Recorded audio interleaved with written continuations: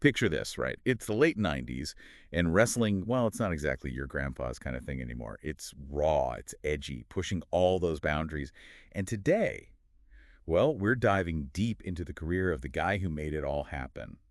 Vince McMahon, the mastermind behind, you guessed it, WWE's global empire. And let me tell you, this story, it goes way beyond just the wrestling ring. We're talking ambition, raw power, and those lines between entertainment, they get, well, kind of blurry. And it's all wrapped up in this one really controversial figure. We're breaking down, dissecting really one main source today, a YouTube video essay. Catchy title. The Depraved and Disgusting Downfall of the WWE's Owner. Yeah, it's a mouthful, but stick with me. This thing, it goes deep, especially into how McMahon's chase for success, it got tangled up with some, well, pretty troubling stuff. You know, it's wild how the video puts his big wins right next to the, let's say, darker accusations. Makes you think, what did his empire really cost? Exactly, because this isn't just some wrestling thing. It's about how someone can be like a total visionary, but then maybe, well, deeply flawed too. So for those not up on their wrestling, who is this Vince McMahon guy? Picture this. The guy who took his dad's kind of small-time wrestling thing and turned it into, boom, global phenomenon. I mean, he had this knack, almost like a sixth sense, for knowing what the people wanted. Kept wrestling fresh, you know? The video mentions this whole shift from that old territory way of doing things Hmm. to McMahon's national vision. What's that all about? All right, so back then, imagine wrestling's like a map, yeah? Invisible borders everywhere. Each territory, its own boss, own stars, own stories. Vince's dad, he ran the WWF, basically ruled the Northeast. But Junior, he saw the bigger picture, wanted something way grander. There's going to unite the wrestling kingdoms, huh? Bingo! A wrestling empire, not just one region, the whole damn nation. But his methods, let's just say they were aggressive, started snatching up the best talent from rivals, offering these crazy contracts, couldn't refuse kind of deals. A corporate takeover, but with, like, steel chairs and smackdowns. Spot on. And he wasn't afraid to stir the pot, right? Video talks about this thing, Black Saturday, July 14th, 1984. Imagine this. You're watching wrestling, bam. Vince McMahon's on your screen, cool as ice, saying, guess what? I own this time slot now. And basically the whole company you're used to, gone. His. That's a serious power move, man.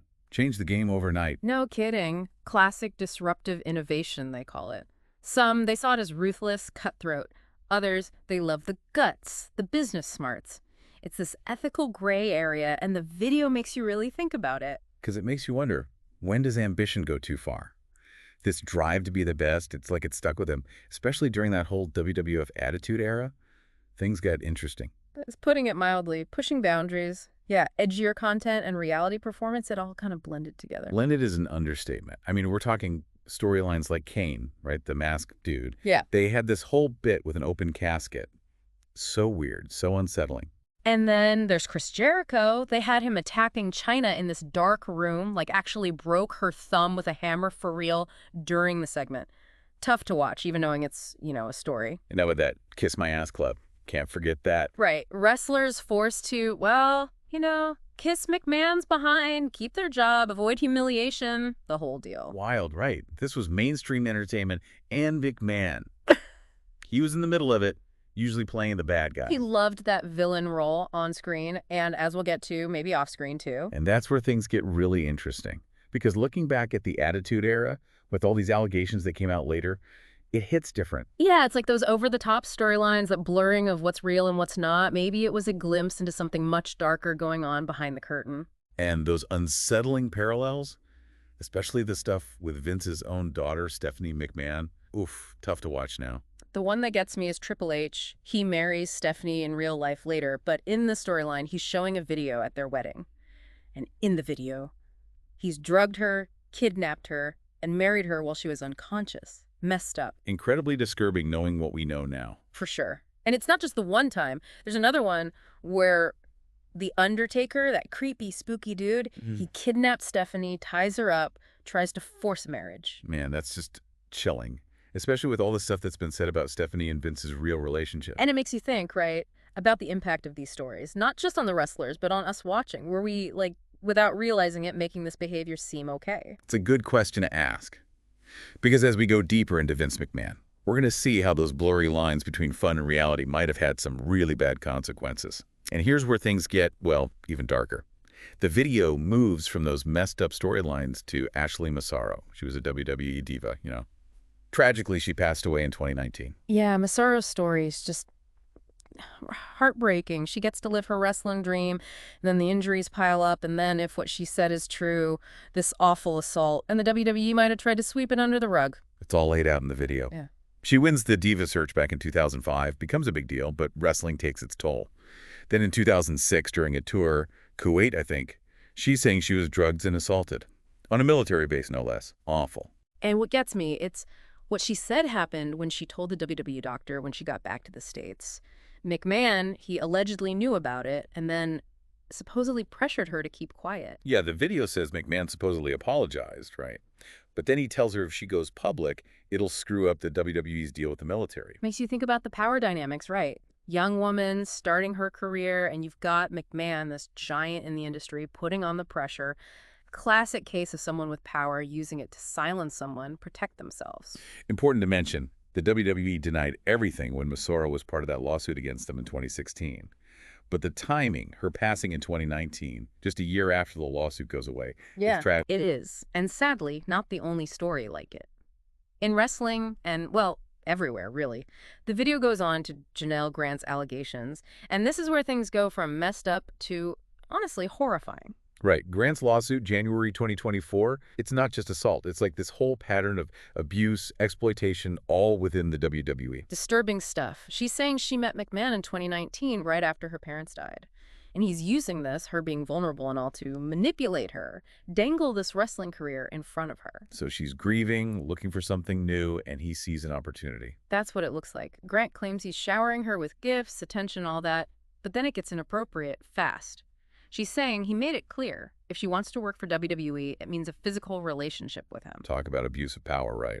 But if she was so uncomfortable, why not just walk away? It's not that easy. Imagine being young, you're grieving, maybe money's tight, and suddenly this huge opportunity.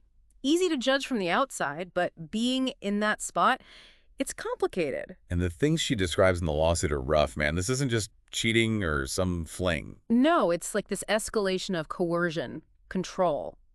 Grant says McMahon is sharing explicit photos, videos of her with other WWE people, even talks about being involved in, I don't even know what to call it, sexual slavery, basically. Yeah, those texts they show in the video. Intense, hard to even read. And this is serious stuff, with what looks like real evidence, not just rumors, but a pattern that points to something really, really bad. We gotta say, McMahon denies all this, says everything was consensual. But his story contradicts a lot of what's in that lawsuit. And get this. The lawsuit mentions Ashley Masoro. Grant says McMahon bragged about how he tried to break her down. That's what makes it bigger than one guy, you know? If it's true, it means maybe this culture in the WWE where abuse was okay, even encouraged. Exactly. And that's why this deep dive is so interesting. It's not just one guy messing up. It's about facing this ugly truth about power, exploitation, and how systems let it all happen. The video even says federal prosecutors were looking into it back in July 23. Searched McMahon's phone, the whole 9 yards. It's been kind of quiet since, but this story, it's not over. Not at all. And it goes way beyond wrestling. It makes us ask, how often does this happen in other businesses, other parts of life? Power, silence, it lets this stuff fester. A lot to think about.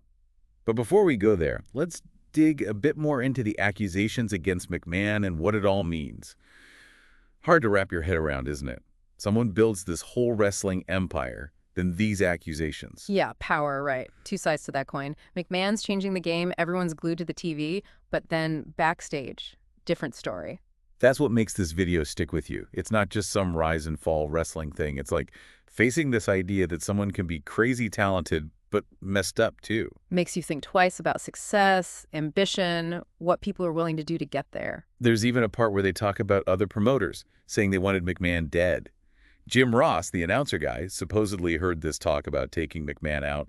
Wild. That's how cutthroat it was back then. McMahon playing for keeps, stepping on toes, he made enemies. Like a wrestling story, but real life. Way higher stakes. And through it all, loyalty, betrayal, that drive to be on top, and then, abusing that power.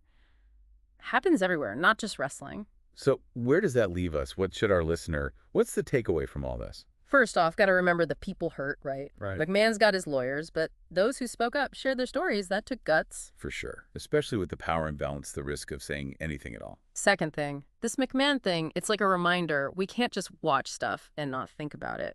What we choose to enjoy, it matters. Got to be informed, ask questions, and if something's wrong, call it out. Our entertainment, it has real effects. Can't ignore bad stuff, even if it's from something we like. And lastly, this whole dive into McMahon, it's bigger than him. We need accountability, transparency everywhere, not just Hollywood. Everyone's got to be more aware, think critically, and speak up when something's off. Staying silent just helps the bad guys win.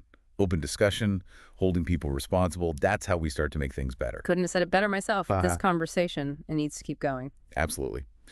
Vince McMahon's world, man. Fascinating, but dark, too. Behind all the lights and excitement, sometimes there's a messed up reality. It's on us to pay attention, to question what we watch, and to speak up for a world that's fair and just. Because real change, it doesn't happen from the cheap seats. Got to get in the ring and fight for it.